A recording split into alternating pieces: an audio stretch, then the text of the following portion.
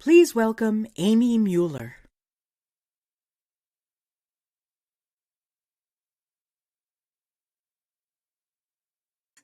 I'm Amy Mueller. I'm an assistant professor of practice here at Purdue University. And with us today, we also have David Ewing, who's a solutions architect working with us as a volunteer from industry. First, I want to tell you just a little bit about Purdue. It's Indiana's land-grant university, and we have the highest number of graduates that have gone on to be astronauts. We have 25 graduates that are astronauts, including Neil Armstrong, Gene Cernan, and Gus Grissom. And a few of our grads have become NFL quarterbacks as well, including Drew Brees. We're located in West Lafayette, Indiana, which is about halfway between Chicago and Illinois and Indianapolis. We have an enrollment of about 45,000 students, and Purdue is the only university in the U.S. with no tuition increases for 10 years. Unfortunately, this happened after my daughter graduated. Like most universities, we're divided into colleges, including our highly ranked College of Engineering, Dave's favorite, Krannert School of Management, and the college I teach in, which is the Polytechnic Institute, formerly the College of Technology. In the Polytech Institute, I'm in a department called Computer Graphics Technology. We have an undergraduate major, which has been called various things over the years, including simply CAD, but it's currently virtual product integration because it covers so much more than CAD now. We also have a PLM minor for engineering students. We are one of a handful, if not the only, PLM academic program in the US since 2001. Oh, I'm sorry, I haven't been advancing. Let me catch up here. Okay, we only missed a couple. Okay, our undergraduate curriculum includes CAD, or geometric modeling applications, model-based definition, and simulation. But the difference is we also teach PDM with a freshman level class from the user perspective and a junior level course in PDM administration. We are incorporating PDM into our other classes, but more on that in a minute.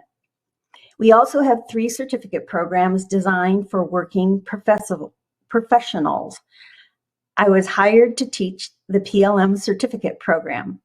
The development of the program was originally funded by Boeing, but it is not restricted to Boeing employees. Our other certificate programs are model-based design and technical data packages, or TDP.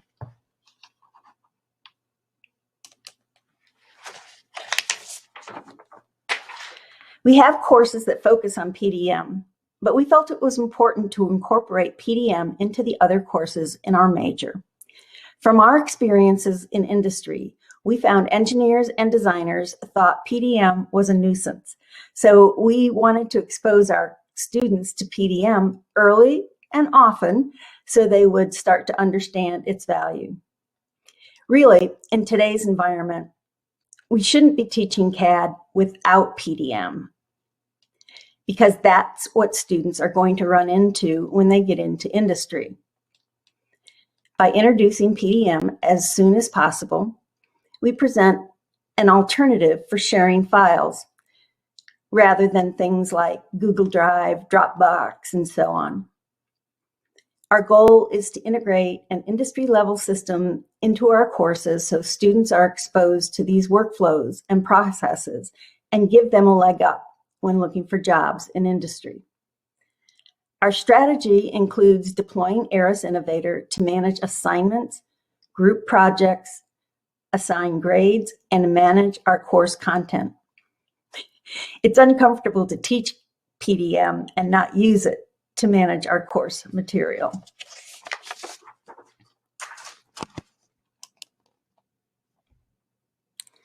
We had to approach this as any commercial implementation, and we started with a list of requirements. We wanted to manage grades in Aras Innovator. We didn't need it to just work once. We needed to be able to reset it for each semester. Of course, we needed security features to prevent students to access or edit other students' data. We needed to be able to create terms. We needed to be able to create teams that could see each other's data. Professors and TAs, which teaching assistants, needed to be able to access CAD models for review and grading. We needed workflows for assignments that included a submission, review, return, revise, and release. We had to be able to exchange data with Purdue's choice for a learning management system, or LMS, and be flexible when that learning management system changed, as it did recently, which makes it kind of like interfacing with an ERP system. And the biggest headache of all is FERPA. FERPA is the Family Educational Rights and Privacy Act. It protects the privacy of a student's academic records. Records are not to be shared with anyone, including the tuition-paying parents, without consent from the student. To meet FERPA requirements, we consulted with Purdue's FERPA compliance area and IT to ensure the physical security and authentication security met all the necessary requirements to comply with FERPA before recording scores in Aras.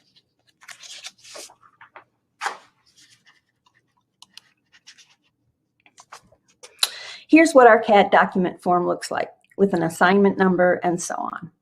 It includes an authoring tool because most of our CAD classes use more than one CAD system.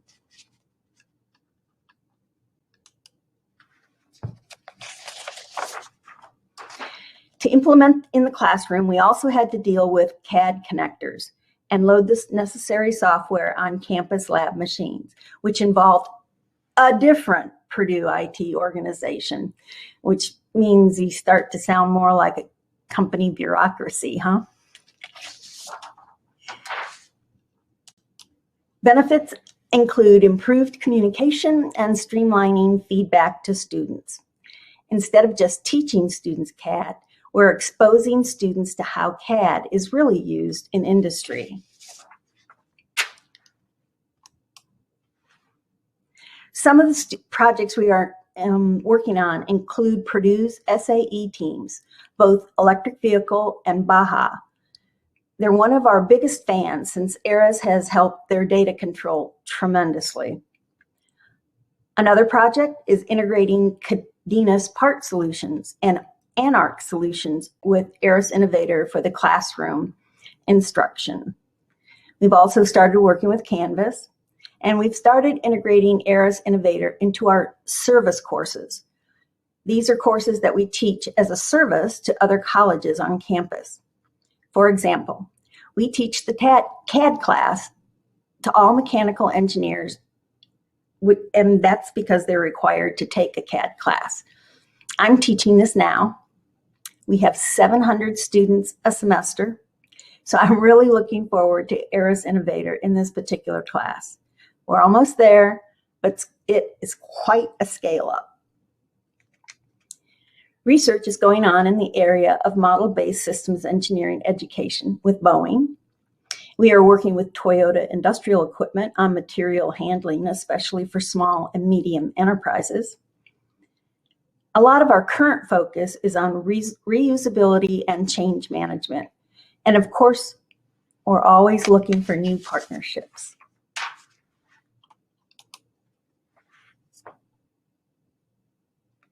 With Aras, we're working on a digital distribution platform for tools and extensions like an assembly download add-on that can be used without a connector, and the SolidWorks connector.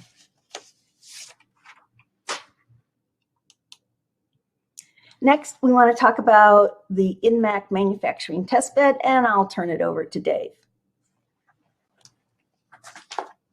Very good, thank you.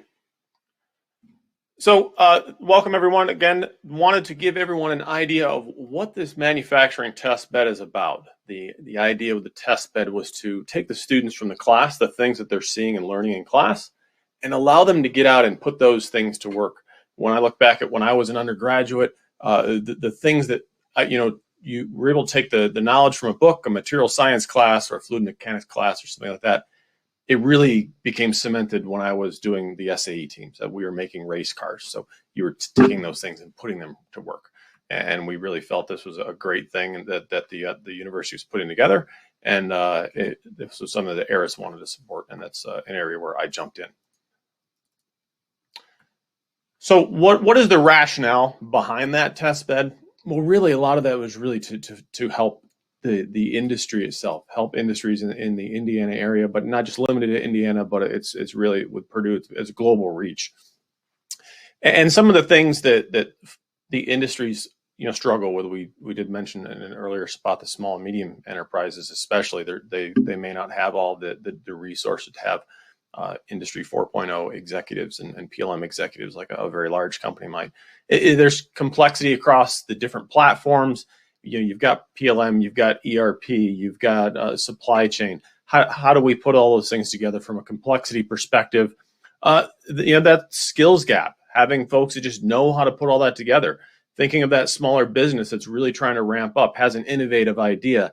All of their folks are trying to put that idea to work, to try to turn that into revenue. They probably don't have all those resources necessary to put all those pieces of the puzzle together. In different causes, talking a little bit about know-how there, that little bit of skills gap, risks in adoption. Some folks may say, hey, I really don't want to take this on.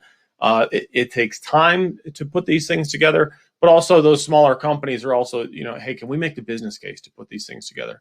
And then thinking about effects, time. It takes time to put different things in place, to put PLM platforms in place. The added steps that maybe have to be added to a process to make it more robust. They might be used to sort of shooting from the hip a little bit, and now we're going to try to make that a little more robust. It really cuts back a lot on their competitiveness. So, finishing this little slide up here, talking about remedies, really bringing a lot more capability, comprehensiveness, robustness to their engineering and manufacturing supply chain. Want to be able to lead the discovery processes, having an accessible space, an accessible environment that folks can collaborate, the universities as well as the industry partners. And also, we wanted to be able to disseminate that knowledge, get that out of the room, get that out into the folks that need it. So that was the idea behind what IN-MaC was put together to provide.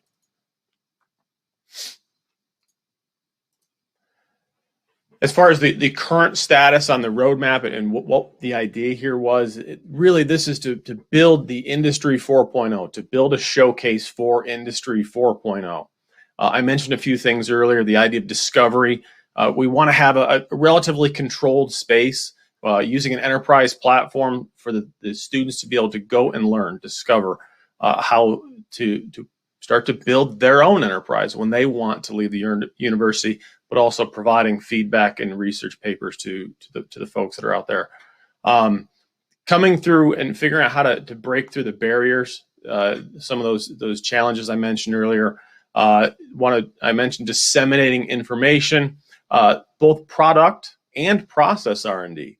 So we're actually we're manufacturing products. We're actually going from requirement all the way out through manufacturing. And I'll show you some of the fruits of that in a follow-up slide here. Wanted to be able to disseminate that knowledge of connecting the enterprise, putting the different pieces of the enterprise together to the different domains, the different teams. Obviously, the university has a lot of those different curricula there, but also the different tools and other software platforms that might be necessary to develop products. And having all this there allows us to demonstrate it, to have a showcase. We talk about the art of the possible. It's not a dream. It's not vaporware or PowerPoint engineering. It's come and see it. put your hand on the machine that's cutting chips. You can go back and see the CAD and the design of the parts. You can see how the requirements and the system models were established within the PLM platform within Aras Innovator, and allowing folks to see this is how we really can manufacture, how we can modernize how we manufacture and manage our supply chains. So with that, I'll show you a few bits of information about what's actually happening out there. So you're seeing a few images actually of the manufacturing floor within the test bed.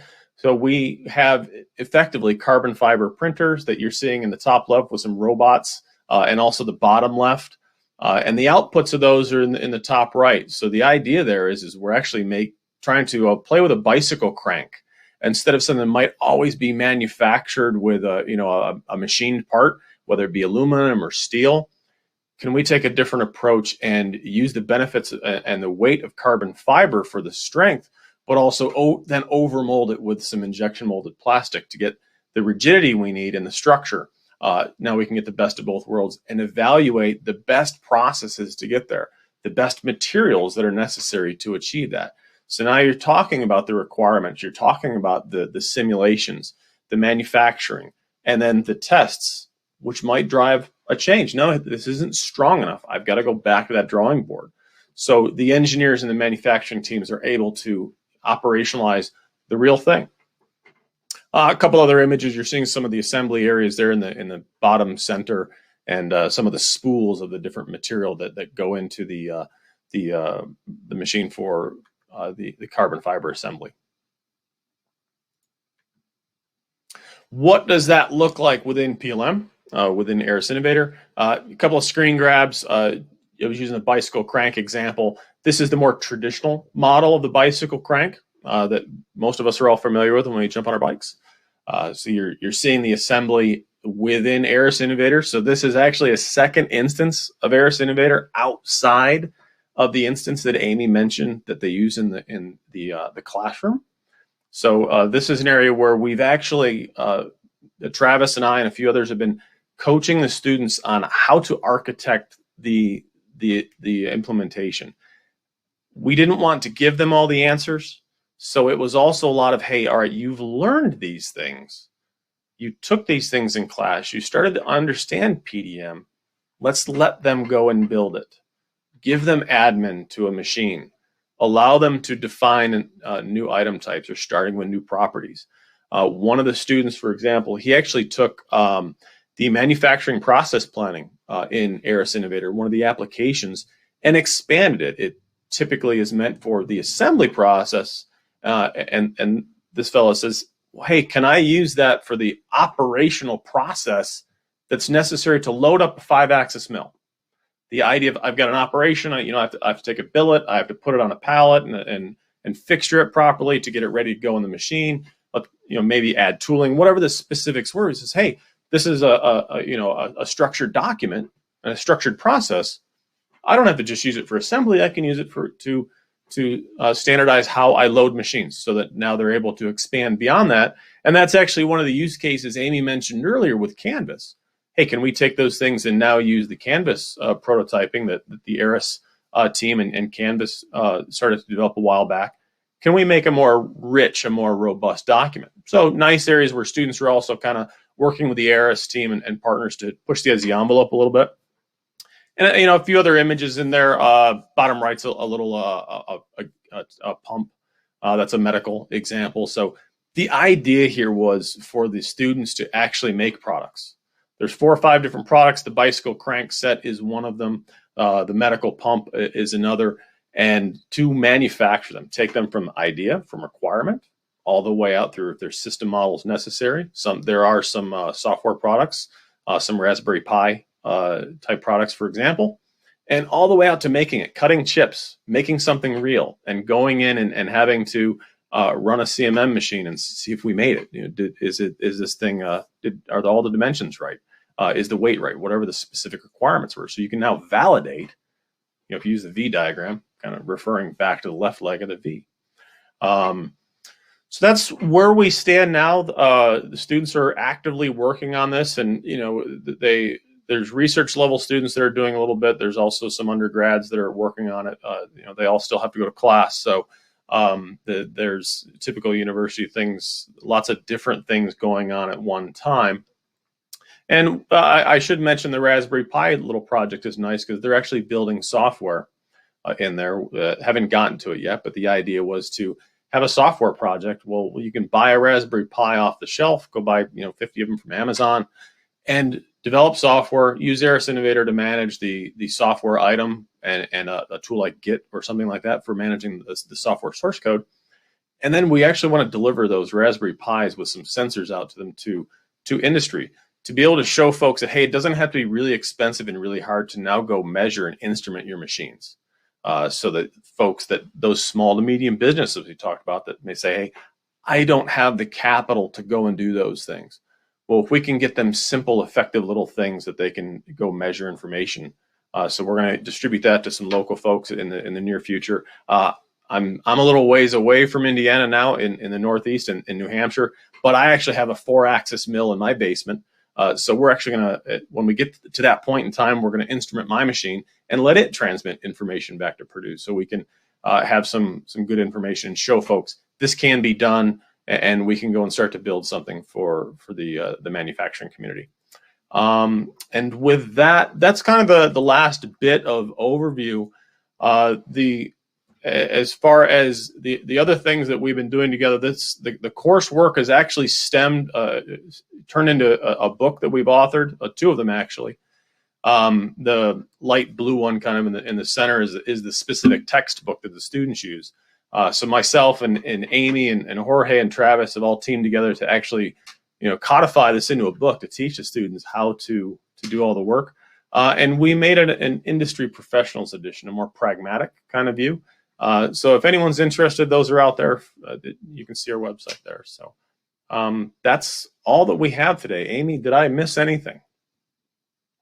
No, I think you're pretty thorough. All right. Thank you. I think we're done a little bit early, I think. So if there's any questions out there. And I did in the corner of my eye see a couple comments come in. See some from Crystal Reed. Hello, Crystal. Thanks for joining. A fellow CM2 alumni. So any questions, please pop them into the chat, or I see some in the Q&A here.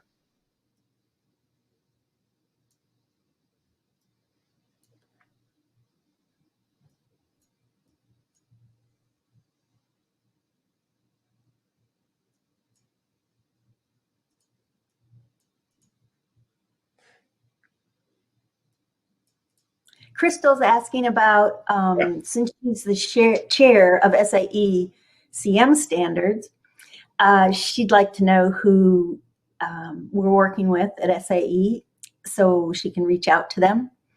And we'll certainly get back to her on that. I don't know who that is right off the bat, but we'll find out and let you know. Thanks. Thanks for your interest. Yeah, it's definitely a useful thing. Really part of teaching the topic of PLM configuration management is a huge chunk of PLM. Certainly PDM is built from that. A lot of students just think, oh, hey, I just create CAD models and things like that. But the world of PLM is much, much bigger. And trying to teach them good configuration management from day one is a big benefit of both the classroom as well as the test bed. Mm-hmm.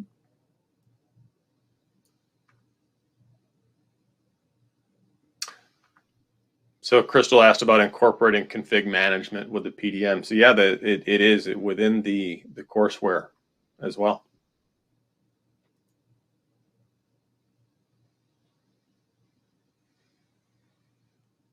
I think we're good. No other questions. Our emails are on the slide here. You can shoot us a note if you'd like. Happy to follow up. You can find us on LinkedIn if you forget our email. And thanks, everyone. We appreciate your time today for joining us. Yeah, thank you.